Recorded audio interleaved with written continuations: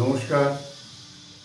আজকের এই আসরে আমি বাংলা চলচ্চিত্র জগতের কয়েকটি বিখ্যাত সংলাপ আপনাদের শোনাবো, যে সংলাপগুলো এখন পর্যন্ত প্রায় মিথের পর্যায়ে উঠে গেছে। সংলাপগুলি হলো, প্রথমেই বলি আতঙ্ক ছবি। এটা 1984 সালে এই ছবিটা মুক্তি পেয়েছিল। আর ছবির নাম ছিল আতঙ্ক। পরিচালক ছিলেন স্বনামধন্য পরিচালক তপন সিংহ। লেখক আমি যা পেয়েছি রামশঙ্কর। আর মিত্রা, উত্তর কলকাতার মিত্রা প্রেক্ষাগৃহে এটা এই ছবিটি প্রদর্শিত হয়েছিল। বাক্যবন্ধটি অভিনেতা সুকান্ত বন্দ্যোপাধ্যায় বলেছিলেন। বাক্যবন্ধটি কি, সংলাপটি কি? মাস্টারমশাই, আপনি কিন্তু কিছুই দেখেননি। মাস্টারমশাই, আপনি কিন্তু কিছুই দেখেননি। এটা একটা বিখ্যাত সংলাপ হয়ে আছে। এটা আমরা আমাদের একটা মিথের মতো পরিণত হয়ে গেছে। দ্বিতীয় যে সংলাপটির কথা বলবো, সেটি এখন অধুনা আবার নতুন করে প্রচার পাচ্ছে। অনেকেই বলছেন সংলাপটি, আমি সংলাপটি বলি আপনাদের। ভাবো ভাবো, ভাবা প্র্যাকটিস করো। যুক্তি, তর্ক, গপ্প। পরিচালকের নাম বলতে হবে, ঋত্বিক ঘটক। 1973 সাল।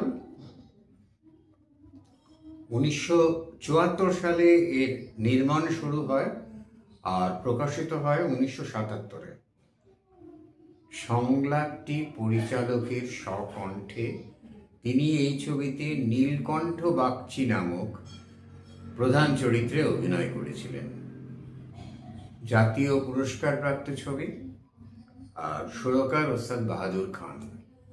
ওস্তাদ বাহাদুর খান ইনি আমার বিশিষ্ট বন্ধু ওস্তাদ ধ্যানেশ খানের কাকা।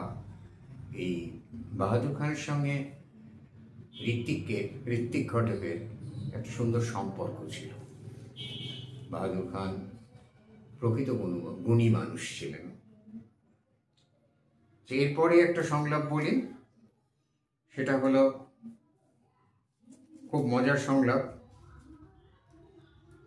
আমি গরিব আদমি আছে বাবু, আমি গরিব আদমি আছে বাবু। অভিনেতা উদয়শঙ্কর পাল। ভূতের ভবিষ্যৎ 2012 সালে এটা রিলিজ করেছিল। ওই আত্মারামের ভূমিকায় অভিনয় করেছিলেন এই অভিনেতা। এত সুন্দর অভিনয়, এবং এই যে বিহারবাসী যে মানুষেরা আসতেন, এরা সবসময় একটা কথার মাত্রা হয়ে গিয়েছিল, আমি গরিব আদমি আছে বাবু। এখানেও সেই কথাটাই বারবার বলেছে। ভূত হয়ে যাবার পরে, আত্মা হয়ে যাবার পরেও আত্মারামের কিন্তু সংস্কার যায়নি যে ও গরিব আদমি ছিল। তুই কে রে শান্তি গোপাল? ভূতের ভবিষ্যৎ শাশ্বত অভিনেতা। এখানে 2012 সালে এটা তৈরি হয়েছিল। এরপরে আমরা দেখছি সেই ছবি বিশ্বাসের সেই বিখ্যাত সংলাপ, ফিরিয়ে দাও আমার 20টা বছর, ফিরিয়ে দাও আমার 20টা বছর। এটা একদম যেন মিথ হয়ে গেছে। এছাড়া আরেকটা ডায়লগ বলছি আমি ছবি বিশ্বাসেরই, সেটা প্রথম ইনাম দেয়ার অধিকার গৃহস্বামীর। ছবির নাম জলসাঘর। মুক্তি 1958। গল্প তারাশঙ্কর বন্দ্যোপাধ্যায়।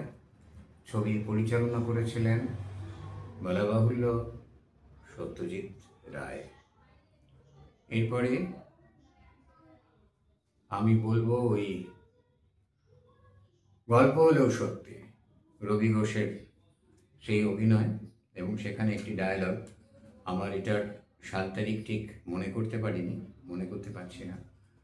সেখানে সেই বাড়ির গৃহকর্তা উনি বলছেন, বাড়ি আমার, এই বাড়ি আমি যা খুশি, আমার বাড়ি যা খুশি আমি তাই করব, যা করেছি বেশ করেছি, তোদের না পোষায় বেরিয়ে যা। অসম্ভব সুন্দর ডায়লগ। এই সংলাপ চিরদিন মনে থাকার মতো একটি সংলাপ। এবারে বলি বাঞ্ছারামের বাগানে সেই অসৎ জমিদার, তিনি যখন রাত্রে তার ঘুম হয় না বলে তিনি বউবাজার থেকে নর্তকী আনিয়ে নাচ দেখছেন, এবং তার গানের কথা হচ্ছে, এসো বধূ কাছে এসো চরণ ধরে মিনতি করি। জমিদারের একে ঘুম আসছে না, তার উপরে ও ভেবেছিল গান গিয়ে ঘুম পাড়িয়ে যাবে, একই লাইন বারবার ঘুরিয়ে ফিরিয়ে গেয়ে যাচ্ছে। জমিদার অত্যন্ত দীপঙ্কর দে এই ভূমিকায় অভিনয় করেছিলেন, তিনি অত্যন্ত জমিদার রেগে গিয়ে বললেন, চরণ ধরতে এলে মারবো লাথি। অসম্ভব রেগে গেছে, রেগে গিয়ে বলছে চরণ ধরতে এলে একটি লাথি মারবো। সুন্দর ডায়লগ, বিখ্যাত ডায়লগ। এইবার বলি আরেকটি ডায়লগ, এটা শরদিন্দু বন্দ্যোপাধ্যায়ের গল্প থেকে, ঝিন্দের বন্দি, এবং ডায়লগ এটা ছিল, মানে ঝিন্দের বন্দি নাম ছিল, সেই নামেই এটা